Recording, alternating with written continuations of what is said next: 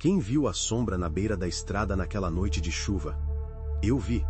Ou acho que vi. O asfalto brilhava como vidro molhado e a estrada parecia esticar até o fim do mundo. Eu voltava do plantão, cansado, com o rádio desligado e os olhos meio fechados. A cidade ficou para trás em camadas rápidas, luzes parando em casa, uma placa de pare que parecia sorrir e desaparecer. O vento batia na janela, trazendo cheiro de chuva fresca e terra molhada. E foi ali, entre o barulho da água no para-brisa e o silêncio que cai quando a gente está tão cansado, que tudo começou de novo na minha cabeça. A sombra. No começo, era só uma coisa difícil de descrever, uma sombra que não tinha volta certa, que aparecia entre as árvores como se estivesse esperando alguém. Não se movia, não fazia som, mas eu sentia que olhava para dentro de mim. A lâmpada da frente piscou num instante e a sombra ficou mais clara, quase como se fosse feita de neblina densa. De perto, parecia uma garota criança, com um casaco cinza gasto, capuz caindo sobre a testa. Ela não pediu nada, não gritou, só ficou ali, apontando para o campo ao lado da estrada com a mão enluarada, como se dissesse, lá.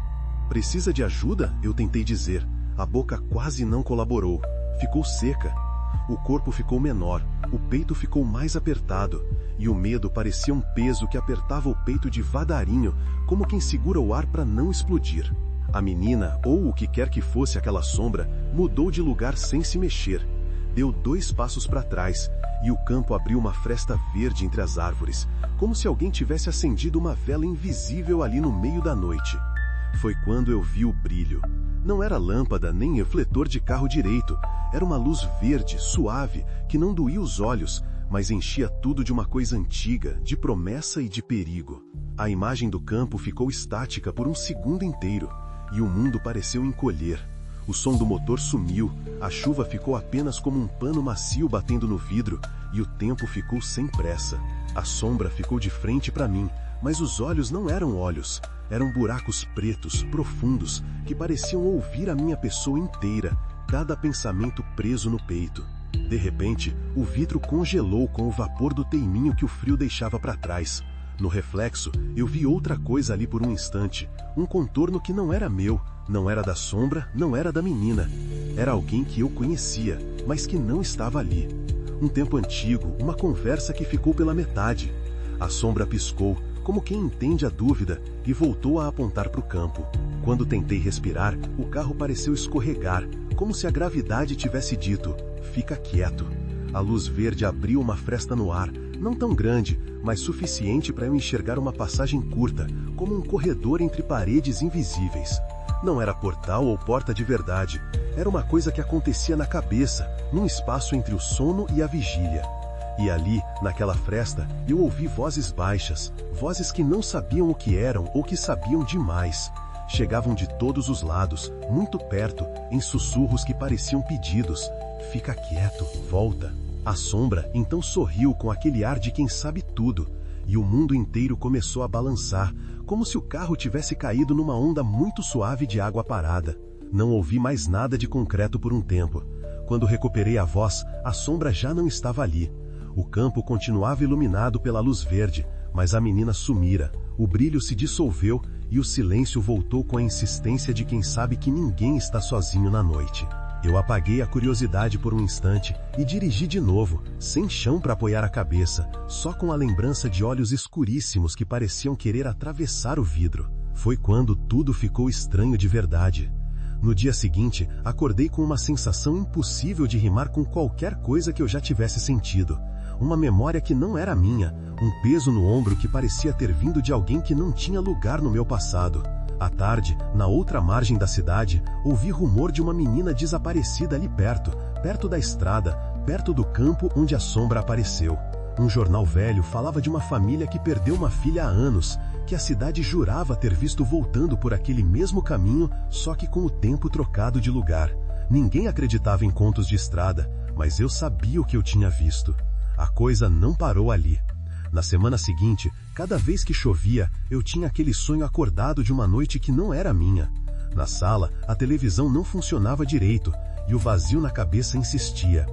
Era como se o tempo tivesse aberto uma gaveta no meu quarto e deixado lá dentro um objeto que não era meu, mas que me pertencia por uma linha que eu não sabia explicar.